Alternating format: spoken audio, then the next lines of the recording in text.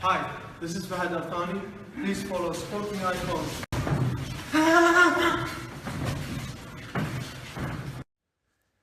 Now, over the last couple of years, and I know I've got some criticism for it, I've been one of the very, very few boxing platforms, boxing media, if you want to call it that, who have openly supported the movement of boxing through the Middle East, whether that be through Qatar, Bahrain, through the UAE, most notably, of course, through Dubai, and of course with Saudi Arabia, and so on and so forth.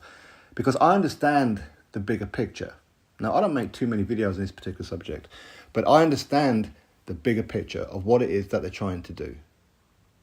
And it's one side of it, of course, is all about the tourism. They want to make certain places within their countries popular tourist destinations, okay? And one way to do it is through boxing and through other sports and entertainment businesses and whatever else, okay?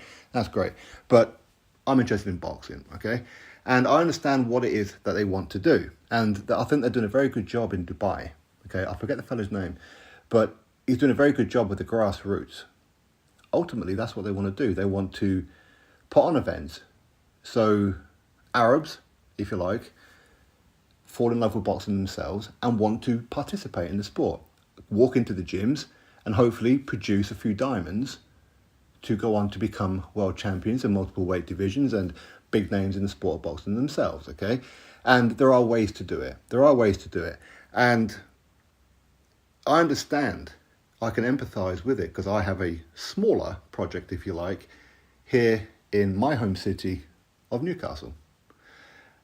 Not just Newcastle, but the surrounding areas of the northeast, Sunderland, Middlesbrough, Durham, so forth, so on, where I will lend my platform, if you like, to the fighters, the guys and the girls here, to help not just sell them tickets, but to film their fights, whether it be to just record them, whether it be to live stream them, and of course doing the interviews, to try and get their name out there in the hope that one day, one or multiple of them, hopefully, will go on to do great things in boxing.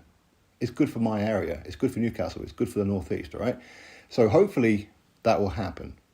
And little bit by little bit, so some things have started to move, which is great, okay? And it's hard. It is very, very hard. Now, when it comes to, say, for example, Saudi, obviously they've got a huge budget, something that we don't have here, okay? But through Skill Challenge Promotions, things were starting to move a little bit.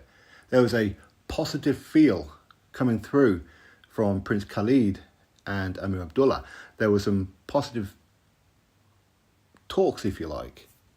For example, just a couple of them. Tyson Fury versus Alexander Usyk is a must. It's a priority. And boxing fans want to hear that.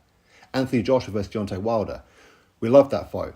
Maybe we'll put them on the same card. Boxing fans love that, okay?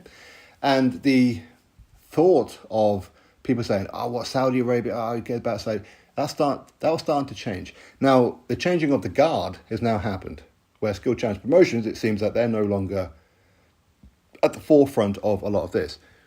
Turki Alalshikh seems to have taken over that through Prince Mohammed bin Salman, okay? Now, Turki Alalshikh, he's a pretty big deal in Saudi Arabia and throughout the Arab world. He's got millions and millions of social media followers, okay? He only follows a few people. Sport Icons, me, happens to be one of them. Lucky me, right? So this video is pretty much aimed at Turki Alalshikh because certain things that I see, and listen, he won't know this, okay, but in a very, very small part, we're actually linked. Okay, he doesn't know that. Well, maybe he does. Maybe that's why he follows me on social media. But we haven't spoken yet. But the thing is that I know what he wants to do. I know where he wants to go. But he's going to fail. And I'm seeing it. He's going to fail. And it's got nothing to do with Tyson Fury versus Francis Ngannou. Of course, that ain't going to help. But other things, he's going to fail. Because he's got the wrong people in his ear. People who he's trusting to give him boxing knowledge, boxing information, they're not the right people. They're not. Turki Alalshikh, my man. Ana Arif. Afhamu.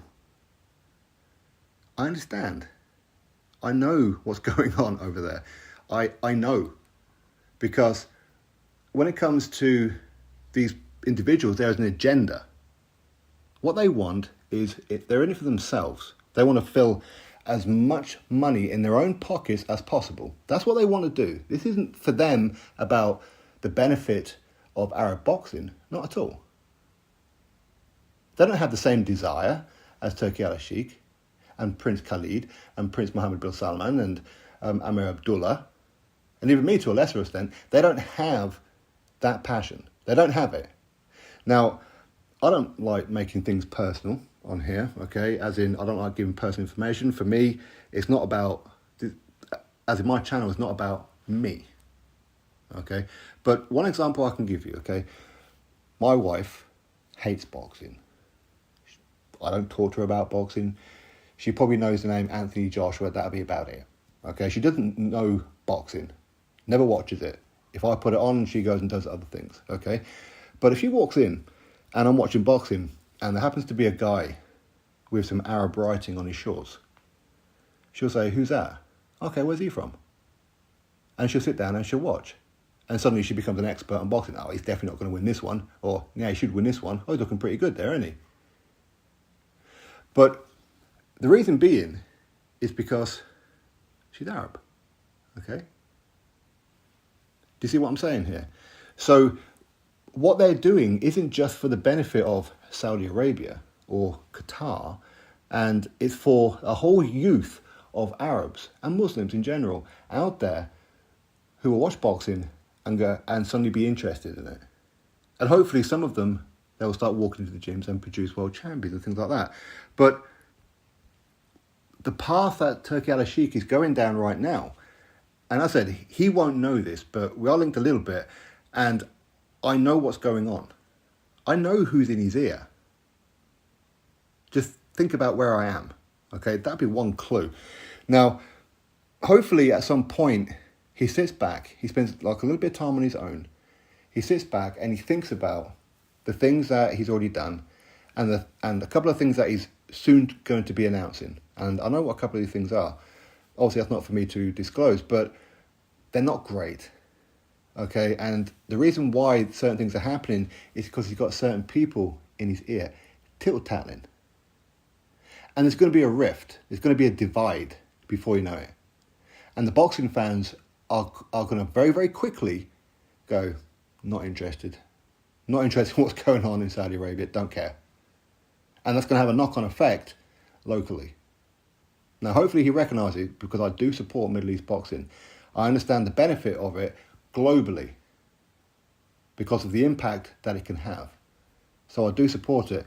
But as I said, Turkey, you've got the wrong people in your ear. They do not know today's boxing. They don't know it. They have an agenda. They're twisting you. But you don't have to believe me. In 2 years' time, refer back to this video when I say, I told you. Because it won't be long before the princes find out and notice. It won't be long. But anyway, what can you do? All you can do is wish them the best. Hopefully that they turn a corner. Hopefully they get the right people around them and start shifting out the people who shouldn't be around them. Because there's some dead wood there. Really, dead wood. All right? Drop your thoughts below. Click thumbs up, subscribe. Catch you next video.